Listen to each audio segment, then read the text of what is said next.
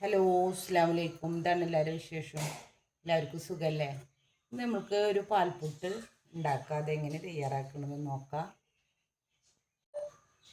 അപ്പോൾ അതിന് ഞാൻ പുട്ടുപൊടി എടുത്തിട്ടുണ്ട്.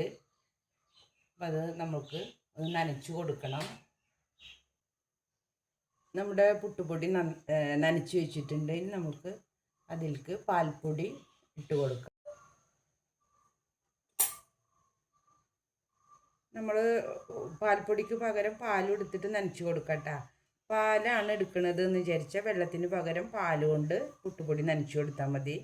ഇനി നമുക്കതിന് ആവശ്യമായിട്ടുള്ള തേങ്ങ ഇട്ട് കൊടുക്കാം.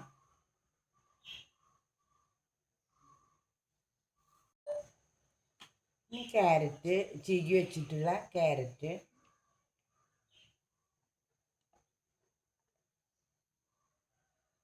ഇതെല്ലാം കൂടെ ഒന്ന് യോജിപ്പിച്ചെടുക്കണം.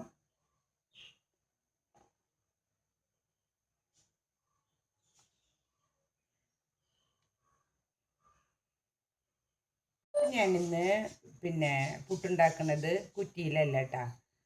നമ്മുടെ ഇഡ്ഡലി പാത്രത്തിൻ്റെ ആവിയുടെ പാത്രമല്ലേ, അതിലൊരു ഇല വെച്ച് കൊടുത്തിട്ട് അതിലേക്ക് പുട്ടുപൊടി ഇട്ട് കൊടുക്കുകയാണ് ചെയ്യുന്നത്. എന്നും നമ്മൾ ഒരേ രീതിയിലാണല്ലോ പുട്ട് കഴിക്കൽ. നമുക്കൊരൊന്ന് വെറൈറ്റി ആക്കി നോക്കാമെന്ന് വിചാരിച്ചിട്ടാണ്. നമ്മുടെ പുട്ടുപൊടി ഇഡ്ഡലി പാത്രത്തിൽ വെച്ച് കൊടുത്തിട്ടുണ്ട്. ഇനി നമുക്ക് ഇതൊന്ന് മൂടി വെച്ച് ഒരു 6-7 മിനിറ്റ് വേവിച്ചെടുക്കാം. അപ്പം നമ്മുടെ പുട്ട് റെഡി ആയിട്ടുണ്ട് കേട്ടോ. വാഴയിലൊക്കെ വെച്ച് കൊടുത്തപ്പോഴേ അതിൻ്റെ മണമൊക്കെ ആയിട്ട് നല്ല ഒരു ടേസ്റ്റി പുട്ട് തന്നെയാണിത്.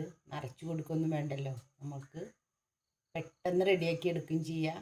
തിരക്കുള്ള സമയത്തൊക്കെ ഇങ്ങനെ ചെയ്ത് നോക്കിക്കോളാം കേട്ടോ. നിങ്ങൾക്ക് എൻ്റെ വീഡിയോ ഇഷ്ടപ്പെട്ടാൽ ലൈക്ക് ചെയ്യുക, സബ്സ്ക്രൈബ് ചെയ്യുക, ഷെയർ ചെയ്യുക. ഇൻഷാ അല്ലാഹ് അടുത്ത വീഡിയോ ആയിട്ട് കാണാം. അസ്സലാമു അലൈക്കും.